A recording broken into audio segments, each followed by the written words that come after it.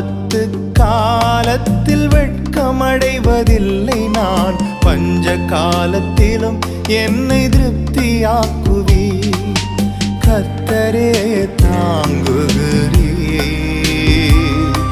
என் பாதையிலே நோக்கமாய் உள்ளீர். என் வழிகள் ஒன்றும் பிசகுவதில்லை, என் அடியை உறுதிப்படுத்துகிறீர். என்னை கர்த்தரே தாங்குகிறீர், என் பாதையிலே நோக்கமாய் உள்ளீர். என் வழிகள் ஒன்றும் பிசகுவதில்லை.